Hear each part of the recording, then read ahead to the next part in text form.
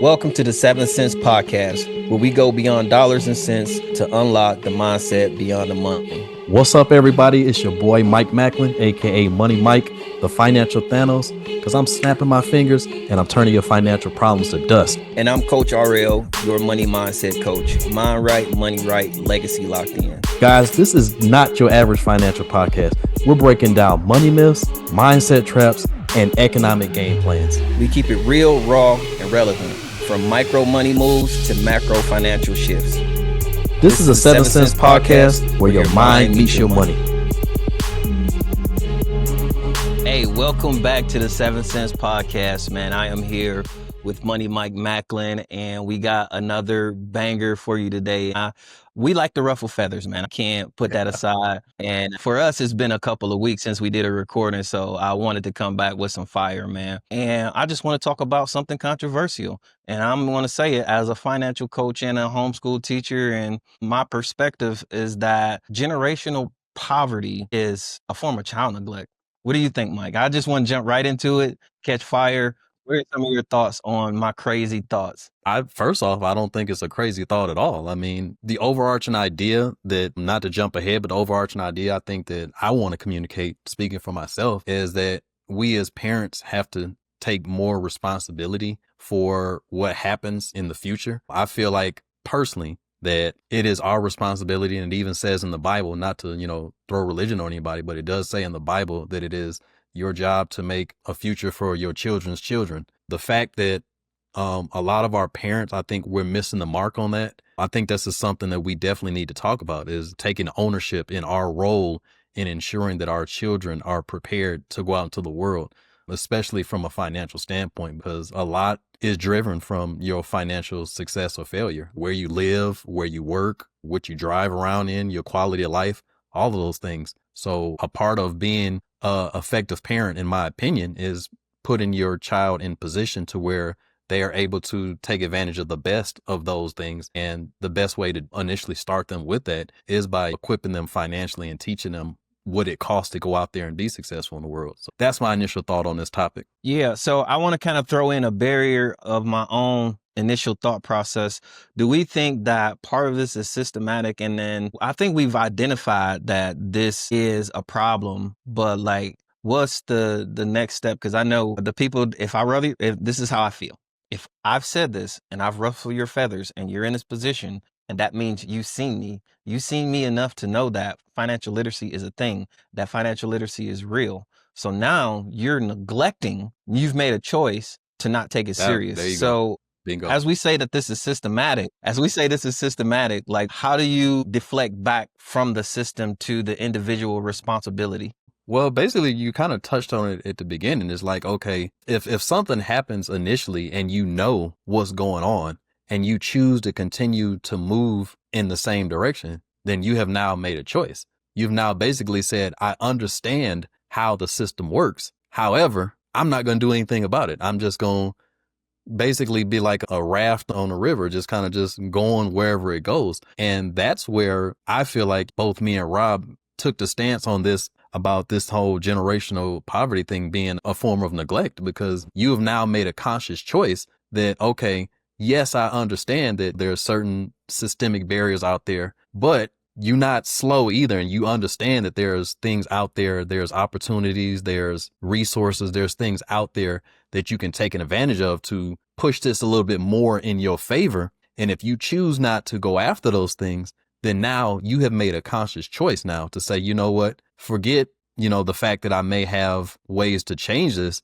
I'm not going to do anything. And it's almost like looking your kid in the face and say, you know what, I don't care. Like, however this works out for you is how it's going to work out for you. And that's pretty jacked up. Children don't forget. They don't forget. And so that's my thoughts on that. It's just like, yeah, you've made a choice at this point and you've chosen to abandon basically your responsibility. Yeah, I think it is enlightening to kind of just bring up this topic, because we have to be like serious, especially in all of the time that we look back. We look at the 90s, the 80s, the 70s. I was born in the 80s, so I can't go back any further than that. But in my time, I could remember in school not actually learning much about personal finance. Now, we learned about economics and how money shifted and changed the world and all of that other stuff. But we never like actually focused on how do I handle my money? And I think that is a known issue. But in this day and age that we have realized that these things aren't taught, and we also have tons and tons of resources, not to mention we have this smartphone that's just making people dumber because you really can just Google it. The crazy part is some things in financial literacy that I may not know, and sometimes I may know it just not off the top of my cuff. I literally just look down at my phone and Google it. And then I'll look and I'll be like, oh yeah, that sounds about right. All right, let me do a little bit more research, dig a little bit. In 5 minutes, I've done solved the problem. Not to say that everybody is a problem solver, but what I'm saying is the answer is at your fingertips, right? And so Absolutely.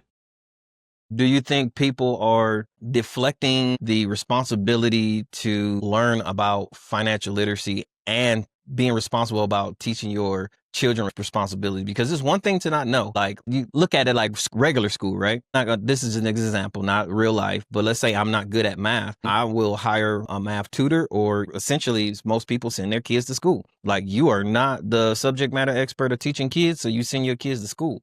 So now you found a void that they have. Hey, I don't know what to do with my money, or like and we'll get into this a little bit too. Like, I think another part of this is giving them the platform of experience, right? Having allowance, having the ability to go to the store and shop, having the ability to make good decisions. Hey, I got $5. You can't get both of it. We'll talk about the experience of kids or giving them that experience, but we've identified the problem and done nothing about it. I think the way to really move us forward as a community is individual responsibility. Let me take a step back. I want to peel back the onion on this with the question, right? I've already asked, like, hey, how much individuals should take responsibility, right? The second part of this is, why do we feel like the information is a limited resource in today's age? 'Cause I think people think financial literacy and all of these other things are limited resources. Why do people feel that way? And you can bounce it back to me because I got a reasonable answer. Okay. I'm gonna give my thoughts on it or why I think that's the case. One of the biggest ones I'm gonna say,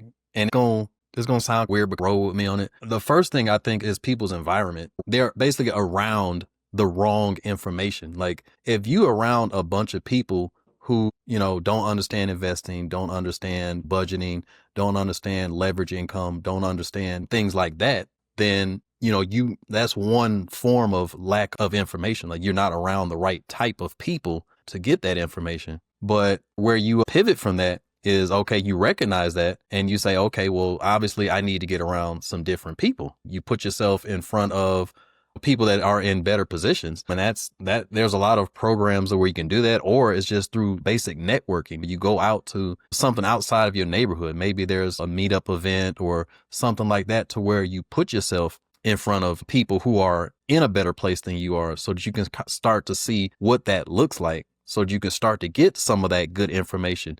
Maybe you get around somebody who has built up some business credit or something, and you kind of network with them, see how you can help them. Maybe you go out and help them do something, and in exchange, they put you on some game a little bit, or almost like me and Rob do. Like, what I'm saying? There's things that Rob know that I don't know. You know what I'm saying? So through our connection through this podcast, we kind of add value to one another. So if it's things that I don't know about personal finance, for instance, Rob, he's dabbled into the insurance world a lot more than I have. So if there's some questions I might have about insurance, then I'm going to come to Rob, to where I can get the right information. And I feel like that's one of the first steps that individuals need to take is, okay, start getting access to that right information. It could start, like Rob said, as simple as looking at your phone, and make it a smartphone, not a dumb phone. You know what I'm saying? Actually do a little bit of research on that thing instead of scrolling through TikTok and entertaining yourself. And it's funny, I'm going to segue off a little bit into that point. I noticed that a lot of children do that. Like, they have these smartphones right in their hands. And I think I've said this before. They'll ask you a question, and I'm like, you got your phone right there. Like, why not Google it? Or sometimes, like with my kids, I do it on purpose. I'd be like, they'll ask me something, and I'd be like, okay, Google it, and then tell me what you found, and then we'll start talking about it. But a lot of children, they don't do that. Basically, you have the world's knowledge right here, all of the world's knowledge in this thing. And a lot of people are not using it. They're using it to entertain themselves. So in a sense, you're putting yourself in a position where you're choosing to have lack of information, because you won't use the tools that you have available to you. So those are two of the main overarching things that I want to say in terms of the access to information is like, one, people are choosing not to even use it. And two, you got to get in a different environment where people who are not going to feed you misinformation are. And so I think that's phase one of it. Get yourself around some people who know better so that you can in turn start to absorb some of that knowledge, and it opens your perspective to new thought processes and puts you in a position where now maybe you're ready to make different choices. Hey, do you know how hard it is for me to hear you say something and then like not get off a course of what I was going to say because I want to jump back in? This is one of those moments where I'm proud of myself because I'm like, all right, I still got the initial thought that I was going to roll with. And then you said something about 5 times and I'm like, yes, I could run with that for an hour. But my initial thought to the same question, what is it that stops people? And I think we've probably had this conversation before. Maybe it was just me and you. Maybe we had it on here. I don't know. I do know that at some point people have a fear of failure and a fear of success. And I think those two things collide every single time when somebody gets new information, because they get new information and they're like, I don't know what to do with it. The other thing that really throws them off is being able to picture themselves, and we already talked about this other piece, manifesting what success looks like, because they can't see it. They never had it. When you give something to somebody brand new without instruction manual, they freak out. Problem is, the instruction manual exists. The instruction manual for these things, the instruction manual absolutely exists. There's nothing to run from. And people still have a fear of success because then you have, now that I'm successful, now what? It's a tricky situation, man. Yes, I do. I do like insulting people's intelligence, not at the detriment of their feelings, but at the enlightenment of their success. I'm going to insult your intelligence, not at the detriment of your feeling, but the enlightenment of your success, because I want you to know that this is possible for you. What you're doing is sometimes people like go into a shell and they're shocked and they're hurt and appalled. And I'm like, but what I'm saying is not a myth, and you can do it too. I want to empower you to know that it's real. It's something that you can do, not whether you want to or not. I mean, that kind of is up to you. But like, if you're going to neglect the fact that it exists, it's neglect. It's neglect, and you should address it as such. I want to talk a little bit about like how it shows up in like adult children when you can see that they have neglected financial education. Like, what are some of the things that you've seen, and what are some of your thoughts on what financial child neglect looks like in grown adults? Okay. The main thing that I see in children who were not brought up in successful or who haven't learned financial success is their overall outlook or their belief in their level that they can attain. Like, you can tell when a person has been in a very small pond because their vision, they don't cast a very big vision out there. They don't plan for the future. They don't even really think about the future. They think about the end of the week. They have, and it's no disrespect to an employee, but they have an employee mindset, which is basically, hey, the way that life works is I get up in the morning, I show up to somewhere that somebody told me to be, I stay there for X amount of hours, they'll give me a couple dollars, I'll give it back to somebody else so that I can have a roof over my head and the basic essentials, and I'll repeat that cycle. And then on the weekend, I'll do some fun stuff, or if I got a couple of dollars left over after all of that happens, then maybe I'll treat myself. And it's also in their language, the things that they say. A big word that people who have been neglected financially use is can't. Or like I've said before, 2 words, can't afford. They use that word a lot. I can't afford this, or I can't afford that. They have this almost like brick wall mindset. It's like, okay, this is the end all be all. Like, this is just how it is. Instead of me saying, okay, all right, for instance, let's say I don't have a lot of money and I want, I don't know, Acura NSX or something, whatever, like a really expensive car. And the first thing in my mind when I'm not educated is I'm going to say, oh, I can't afford that. It's $1,000 or whatever. You're like, oh, I can't afford that. Instead of saying, okay, well, how can I produce $450,000, or how can I put a process in place that will put me in position to do that? And that's the main thing that I see from adult children who were not given that proper education. Is their mindset is just the I can't do it mindset.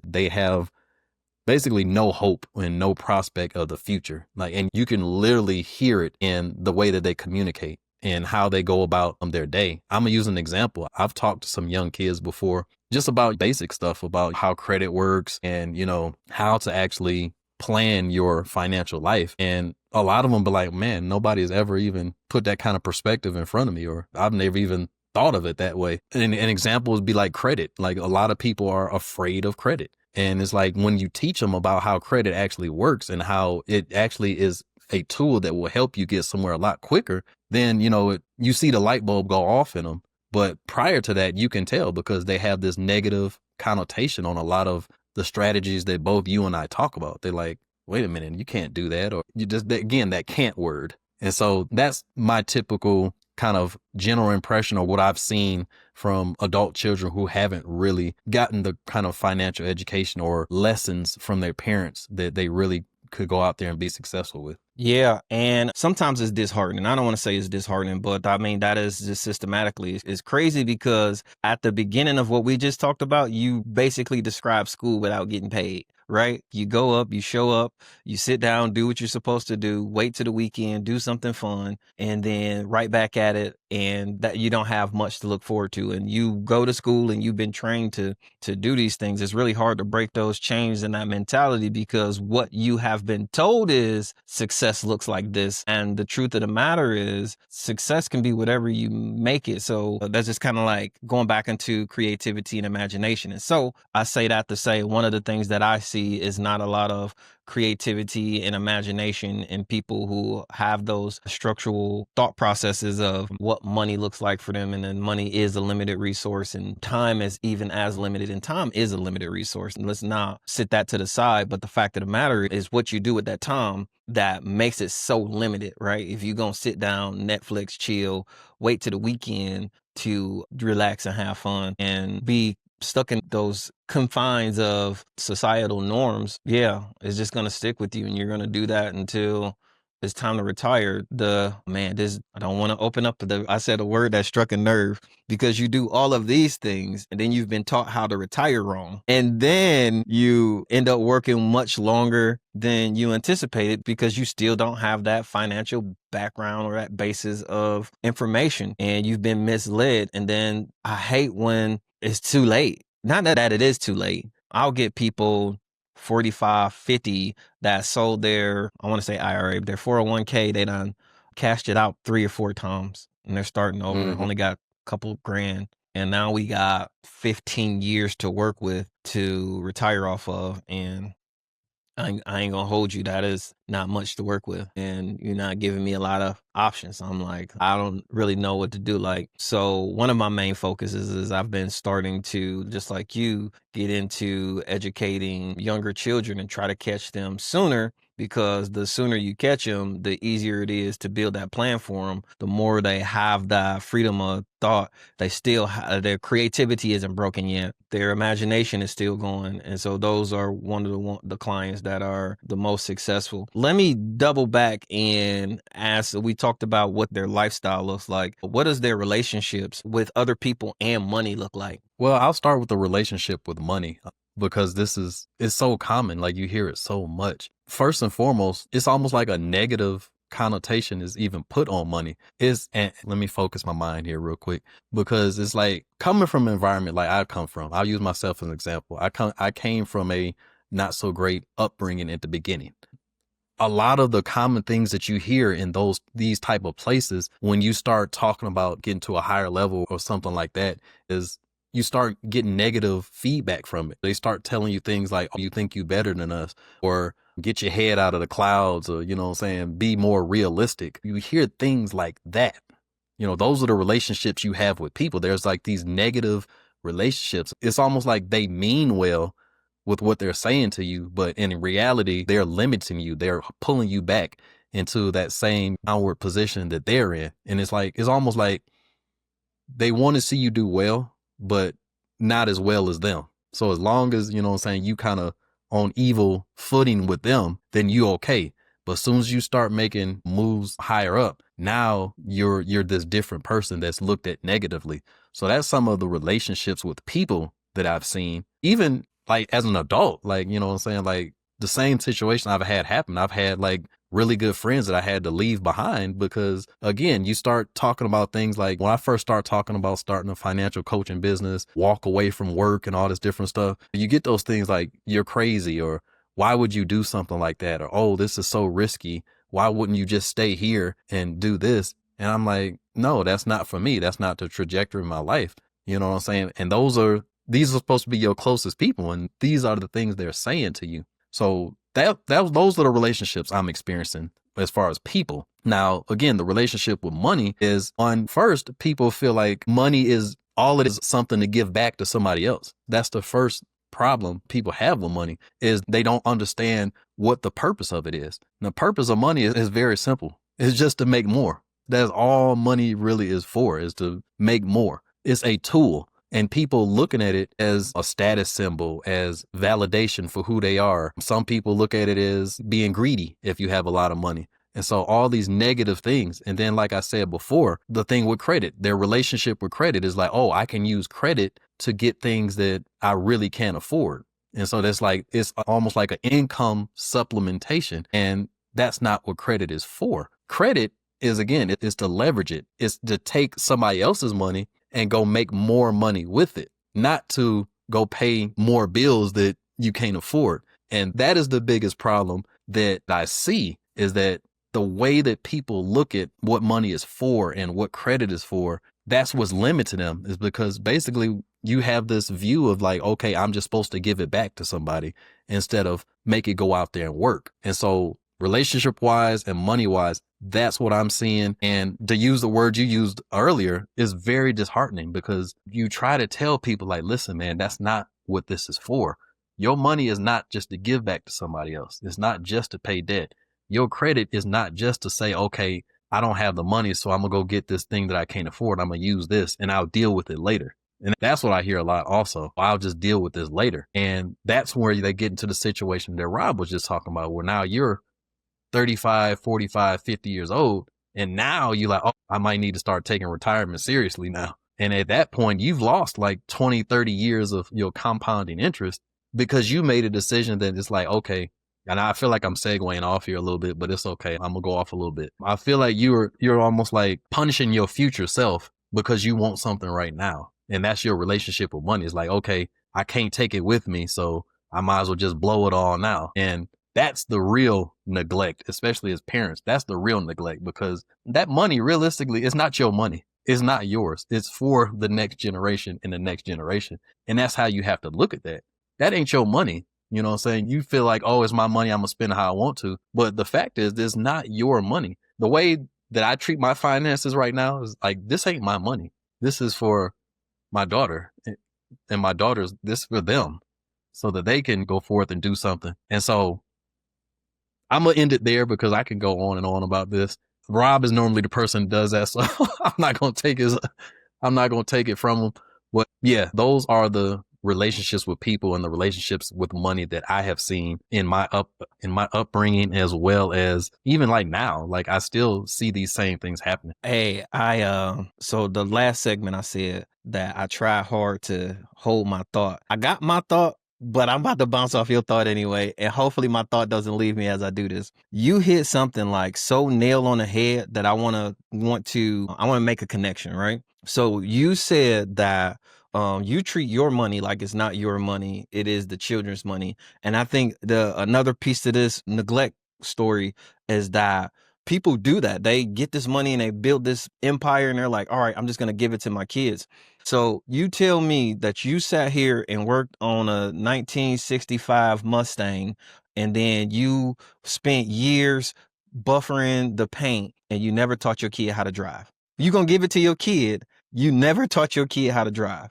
So the other, you hear me out, right? Hear me out. Like, it is your responsibility to do those two things, right? You're going to look at this thing that you're building as your kids, and you're going to polish it. You're going to take care of it. You're going to be a steward of it. But you also need to bring them in to teach them, because this is ours, right? It's not mine. This is ours. And this is, as the reasonable adult, this is how I work this. And this is how I, and you got to think about it like a farmer too. This is how I plant the seeds, and this is where the seeds are. This is because if I never tell you where the seeds is going to pop up, you never going to look, right? And so I need to be able to teach you these things about finances as an adult, because when I turn this money over to you, I want you to be able to do the same thing and sow the same seeds and harvest the same way and hold the same plants, right? I want you to be able to do these things, but there's no way that I'm gonna sit here and take 3 or 4 years, build a car engine to engine, polish it, paint it, sand it down, do all of that hard work and not teach you how to drive it. I'm gonna give it to you, but I'm not gonna teach you how to drive it. And that's where we see a lot of the other parts of neglect as well, is like just giving kids money without Mm. teaching them how to use it or having any level of financial literacy, and then knowing who they are and not limited to them. Like, you should be giving it to them in pieces till they're old enough to, like, all right, aha moment. Like, as an adult, you think about like when was the last time that you sat back and thought, damn, the money that you have now, damn, what 22-year-old Mike would have had done with that money? What have 19-year-old Mike would have did with that money? Right? You know who you are. And I think other people can relate to that. And some people are a little bit more mature than others, but not mature to the point to where you are 35, 45, 55, 60, giving money to yourself, that same amount of money to your young self, the consequences of that, right? And so I think that's a big part of the neglect piece as well, right? Now, let me see if I got my thought. I just wanted to bounce that off of your thought. I appreciate you sharing No, that that. was an But awesome that was the point other though. piece, like the connection is really ensuring that when you are the steward of these finances, that you're also teaching the people that you're supposed to give it to. Just like I think myself as an NCO is like, as I'm grooming and at the car PMCS, and woo, man, my mind going 1,000 miles an hour, but I'm PMCS in these vehicles, and I'm ensuring that as a person working on it, like, I'm gonna have to get into this car, but also my soldiers are gonna have to get into this car. So I'm gonna double and triple check, and then I want to show them, hey, when I'm not here, I want you to double and triple check, because when you get in this car, I want you to be safe as well. And so you gotta have that. That's the connection of the mentality. Is, yes, I'm gonna teach the kids, but I also want to, I'm going to give to the kids, but I'm also going to teach them how to use Mm-hmm. this tool.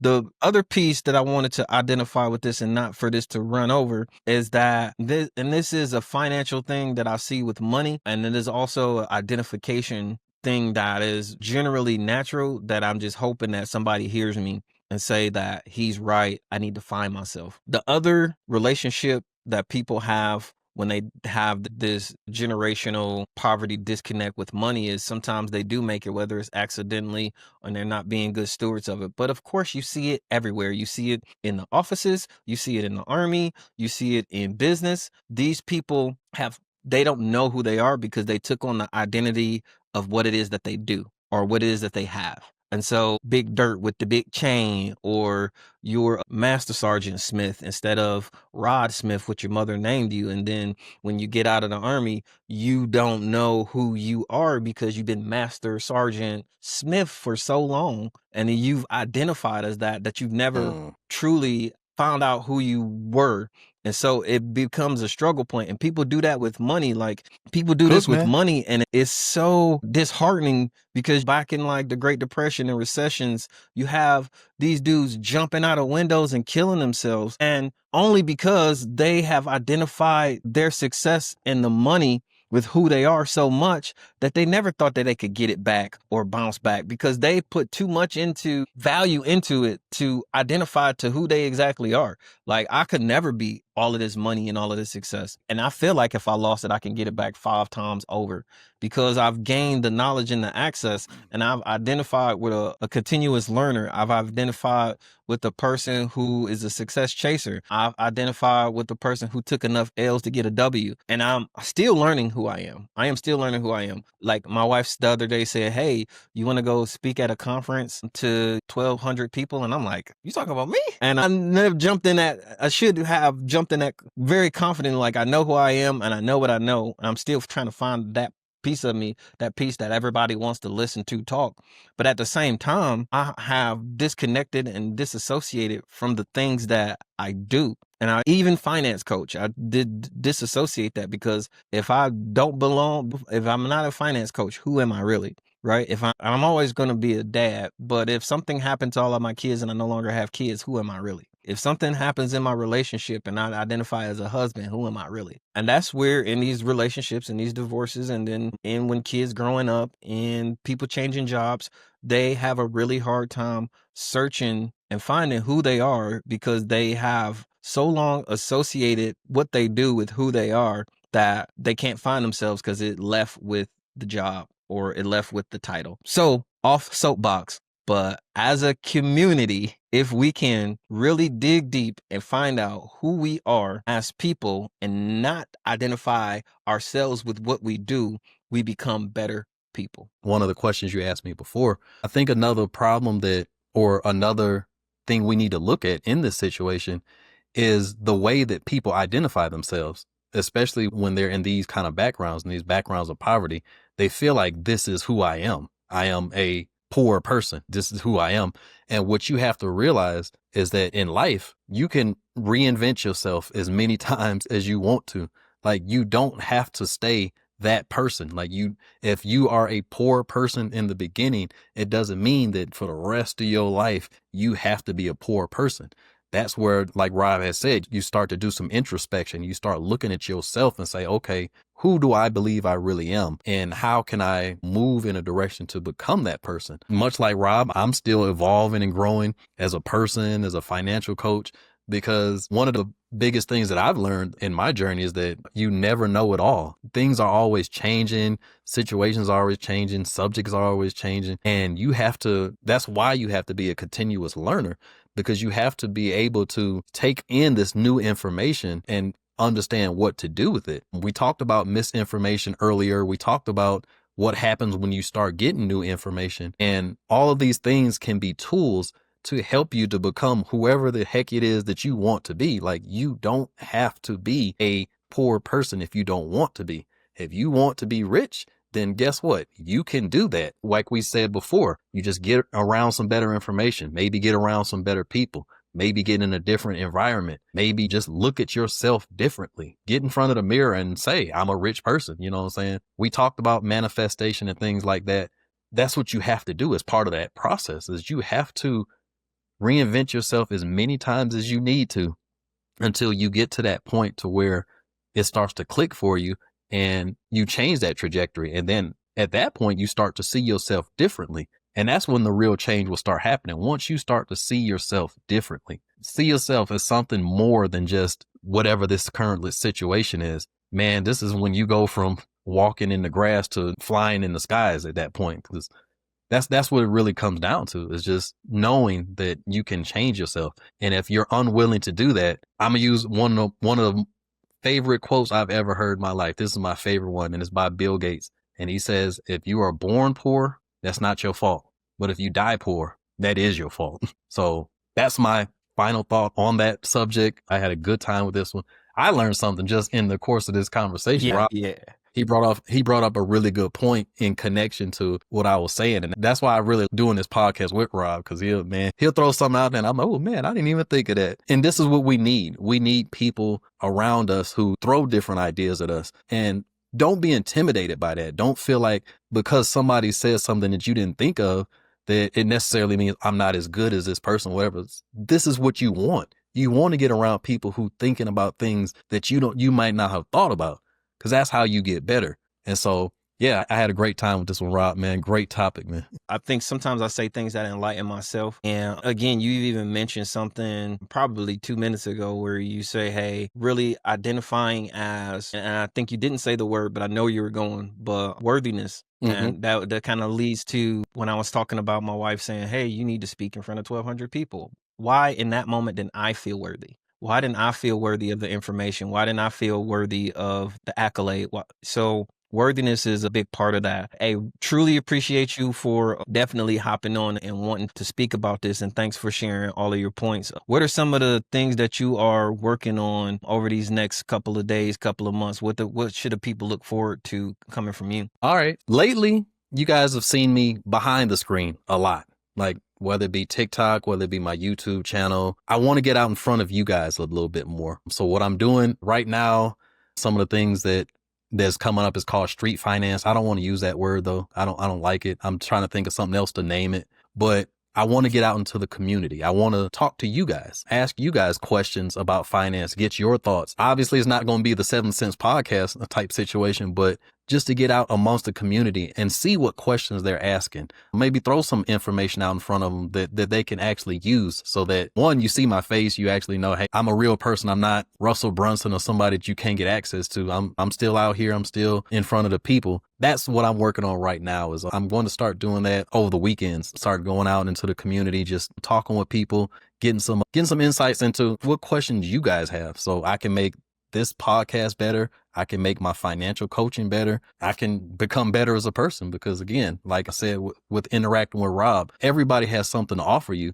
So I want to get out amongst the people, see what I can offer you. And in turn, it will help me to grow as a financial coach and be better. Yeah, absolutely. That's super, super dope. You actually gave me probably about 5 ideas, and I'm like, why didn't I think of that? And we could talk it, because I don't even mind sharing with people your initial thought. There was a guy, actually, I seen him on either Instagram or TikTok. He basically he was a lawyer doing his pro bono work, and he said the best way to do his pro bono work is he set up a table and the sign just says "Ask a Lawyer," and he sat there for a couple hours and just ask questions of people walking by. And I think that would be a really good idea to do, to get in the community, go to a mall, go to sometimes it's book signings, sometimes you can go to like the PX, sometimes you can go to vending events, and just set up a table and plop a sign there and have conversations with people. I've actually done it with my books. I'm not gonna say a terrible job at it, but I do a rough job at having book fairs, because I will set the book up on the table and then I will leave the table and go walk around and talk and shake hands and pass out cards and everything else. I came back and I ain't sold no books. But then after I sit back down and people see that I'm at my table, the people that I just talked to, all of them come back to the table. And that's why I have a lot of success, and I book more clients than I sell books, and I'm definitely okay with that. So it's a good avenue of approach, man. So we are reaching that time, Mike. I truly appreciate you jumping on. Thanks for getting my topic and be like, debatable, but let's rock with it, because this is gonna hurt some feelings. And that's what I wanted to do. Again, I wanted to hurt some feelings to create some enlightenment, man. So I think we did a good job of that today. So I appreciate you, brother. Yes, sir. Yes, sir. Same here, man. All right. So until next time, we will catch y'all on the other end, on the other side of money. So we are out. You just tapped into the 7th sense, where the mind meets the money and the legacy gets built. It's your boy Money Mike, the financial Thanos, snapping one myth at a time and leaving no financial lies standing. And I'm Coach RL, mind right, money right, legacy locked in. If today's episode gave you game, make sure you rate, review, and share it with someone. Hey, follow us on all platforms and keep the conversation going, guys. DM us your questions, your myths, and your money wins. Until next time, think deeper, move smarter, and keep building. This is the 7th Sense Podcast. We out.